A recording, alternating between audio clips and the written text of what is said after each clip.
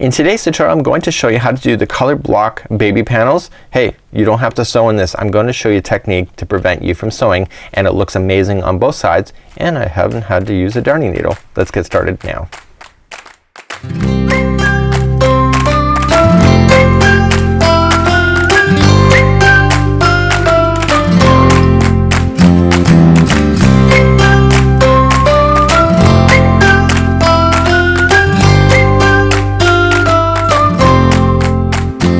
In today's tutorial I'm going to show you how to do the Bernat, and this is the color block panels blanket.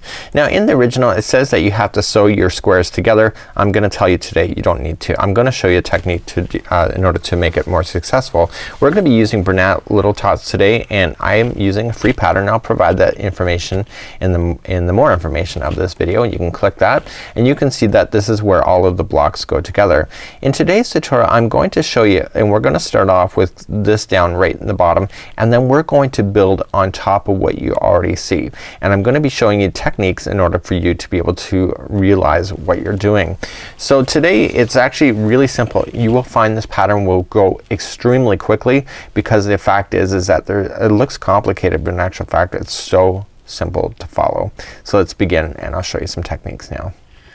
So the first biggest difference between what you see on the screen versus what you will see on the actual pattern is that in the pattern what's gonna happen is that it's gonna ask you to make long panels, and the panels are actually done in a length. So all of this whole thing up here is one panel, and then basically you sew them together.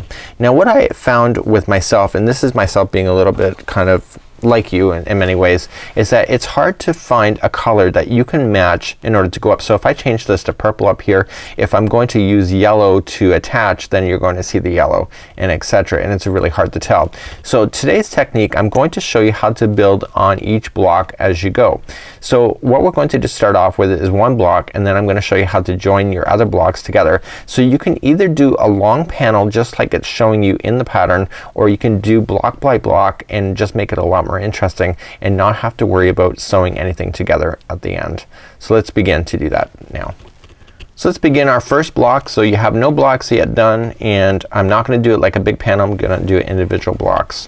So we're going to start off with this, and we're gonna start off by chaining 21. Remember, the one on the hook never counts as one. So we have 1 2 3 4 5 6 7 8 9 10 11 12 13 14 15 16 17 18 19 20 and 21. So what I want to show you on these blocks here, now that I have that done, is that you will notice that there is 2 double crochets that worked. Oh, this is upside down. Yeah, no it's not. So basically you have 2 double crochets that are working together, but on the edges that you have 1 double crochet standing alone, and you'll have 1 double crochet standing alone, but in the middles they're all in groups of 2. And if you can see that pattern, it actually makes a lot of sense.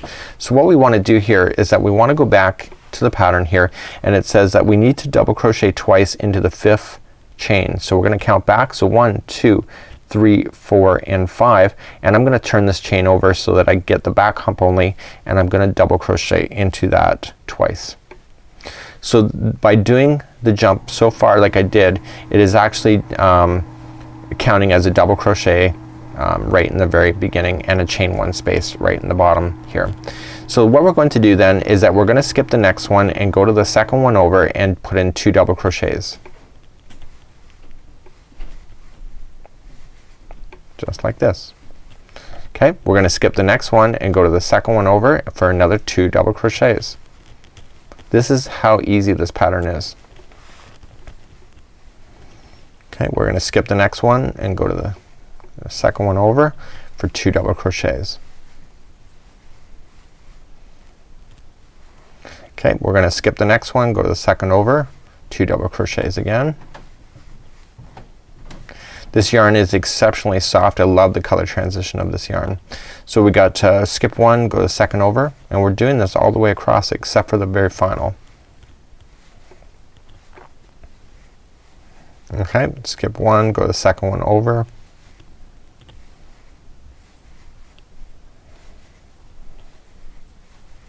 Skip 1, go to the second over. Okay, so now I'm running out of stitches, so I'm gonna skip one and I'm going to the last one and I'm just gonna put in a double crochet, just one by itself. And so this is the other side of the edge. Okay, so this is what it looks like. You have the groups of 2 right in the center, except for the very final you have the chains, or you have the double crochets standing by themselves. To turn around, all you just have to do is just turn your work and then just chain 3. 1, 2, 3. That counts as your first double crochet, which matches this one, and then we're simply in between the spaces of where the double crochets are together, right in there, we're gonna put in 2 double crochet. Okay, so right into the space itself. So just pull it apart, these 2 double crochets that are together, go right into the space in between and just put in 2 double crochets. And this is how this whole project works. That's how simple it is. So we're just gonna pull it apart. Here's your next 2 double crochets grouped together, and you're just gonna go right in between with 2 double crochets sitting on top of it. Isn't that easy? That's easy. So we're just gonna continue that same pattern all the way across. So here's the thing, you can make your blocks in any height that you wish in order to make it work. So if you like to do a square, just get it pretty close to, because the way the technique I'm going to show you is that I'm gonna show you how to cheat the system, so you can actually really you know, make it really customized for you. Maybe you would like to have rectangles instead of squares. That's up to you. It's your creativity. You can do what you want, right? So let's just continue along.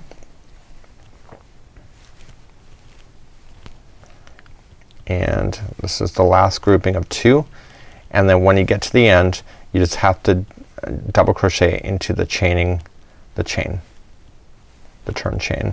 Okay, so there's your next group. You can still see you have your 2 single crochets sitting on both sides, and then your groups of 2 in the middle.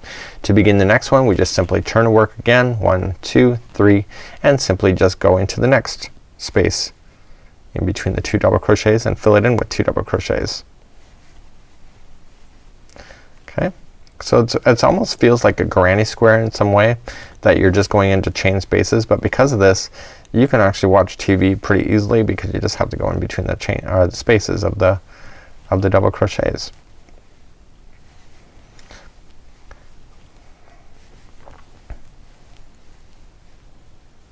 So you're gonna get to the size block that you want. You can see the pattern, it says to repeat it 8 times for the second row.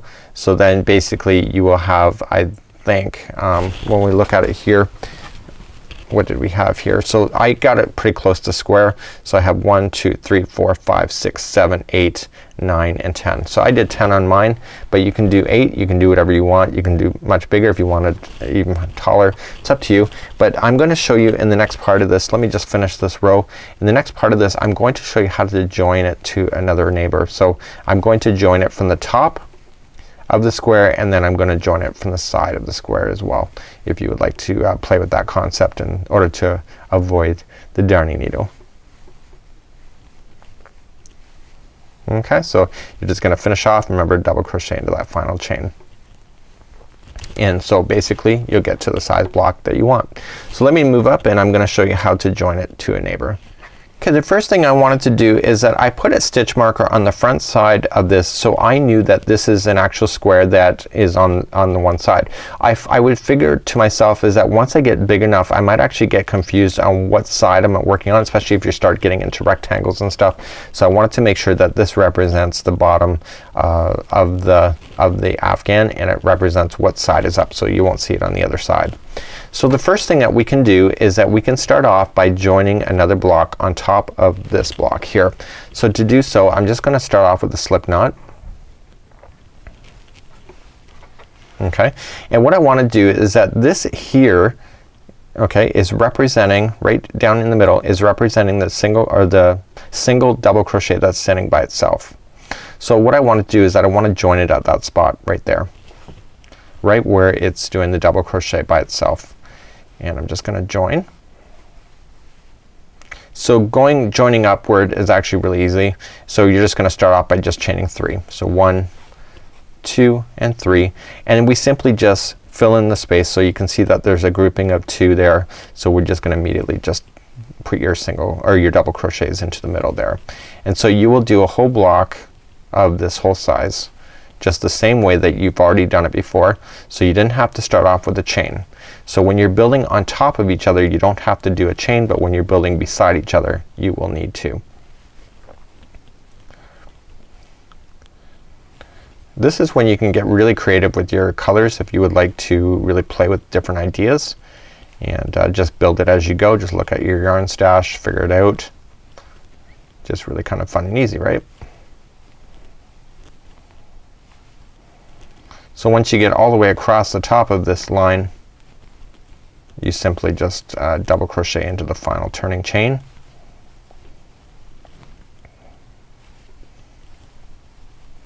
And then that's where you're gonna go. So then you'll turn your work, and then you'll continue to build up this particular block on top of this existing block here. So then you eventually have a space. So this is how you would do it. Just make sure that you count the number of rows as you go up if you want to keep it in balance in order to make it work.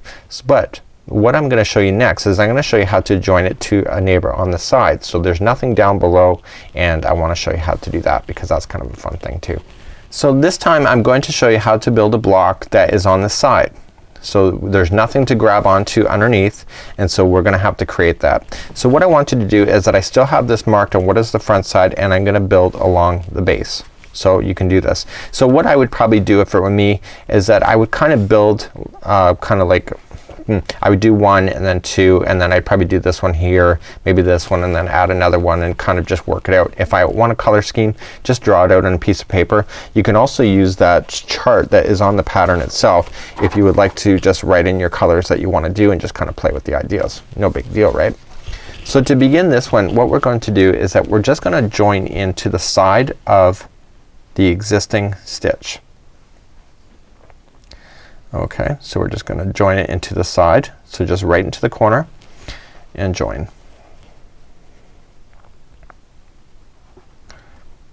Just like that. So what I want to do is that I remember we had the chain 21, so let's still do that. We're gonna chain 21. So 1, 2, 3, 4, 5, 6, 7, 8, 9, 10, 11, 12, 13, 14, 15, 16, 17, 18, 19, 20, 21. So this now is the base of the next block. So what I want to do is come over to the 5th one. If you remember how to start, is that we come over to the 5th one. So 1, 2, 3, 4, and turn that over and put in 2 double crochets into that 5th one. So basically when we're adding blocks to this, we just have to start off the same way, but we start it so that the chain is already attached to the neighbor. So we're gonna skip 1 and double crochet into the next.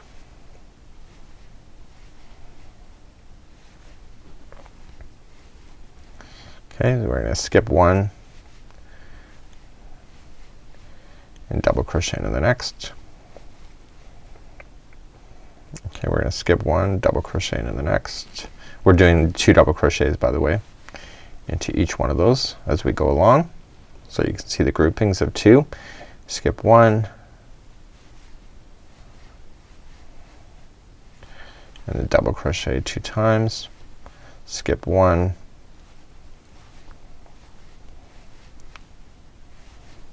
okay, skip 1. We're getting closer. And it's how you turn around is what attaches everything together. So I still think I have, what do we have here? I still think I have 1 more left. I'm gonna count the number just to make sure I'm in balance. So I got 1, 2, 3, 4, 5, 6, 7. So I got 7 groups so far, so I can see 1, I'm gonna 1, 2, 1, 2, 3 1, 2, 3, 4, 5, 6 and 7. Okay, so I got my 7 in. So what I want to do is that my final in is that I want to make sure that I go into the final chain just like I had done before. The final one that we started with, and for a single crochet, or sorry, for a 1 double crochet. Okay, so this is what it looks like right now. So what I want to do this time is that I want to pull this apart, and you can kind of see the stitch work, and you see how there's a loop here that's normal. So you just want to go in that loop and just slip stitch it through there. And so basically that becomes joined up. So we want to move up because we can't just immediately start the next one. It's like we're chaining 3 to start. So what we're going to do then is that we're just gonna move up, go once around this next post for a slip stitch, and then right into the next equal layer, okay, right into the loop itself, and we're just gonna slip stitch there. And so we have just now moved ourselves up so it's 1 row. So you see this is 1 row, this is 1 row, and so we want to start the next one. So we're gonna turn our work, and we still have to maintain the balance of this particular project. So we want to 1 double crochet into the first double crochet that we started with, just like that, and then it's 2 into each one of the in between. So I'm going to, what I'm gonna do is I'm gonna just go back and I'm gonna show you again how to attach, and you're going to do this attaching method each and every time. It almost kind of reminds me a little bit of Tunisian on how to attach to a neighbor. Just want to keep everything in balance so all the rows stay equal in height. So 2 double crochets into each.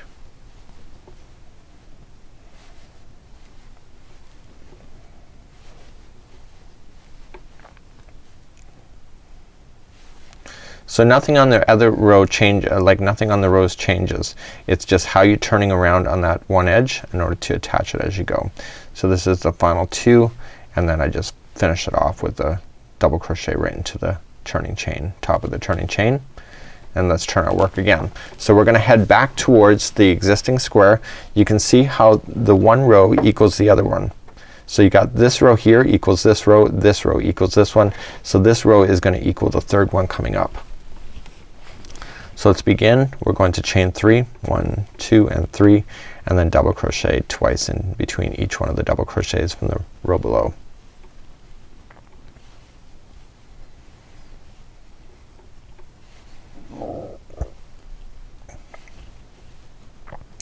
I think we've done wristers in the past with this kind of stitch, or very similar to it. I like how this stitch plays with the colors of the little dots actually.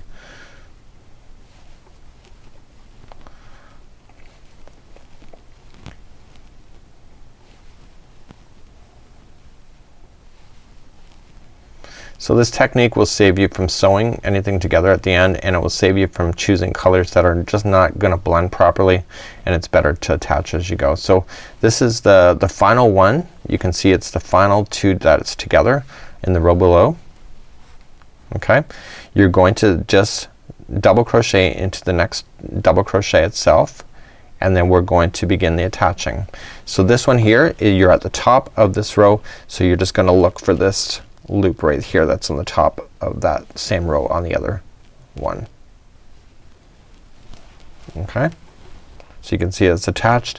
Now we want to turn and go the other way, but we're not high enough yet, so we have to loop around. We have to slip stitch around this post here, and then we slip stitch through this next row on the top one there, and then we turn it. So that's the way of building up before we turn it, and then we just double crochet in the first double crochet itself, and then begin our same pattern of 2 double crochets in between each.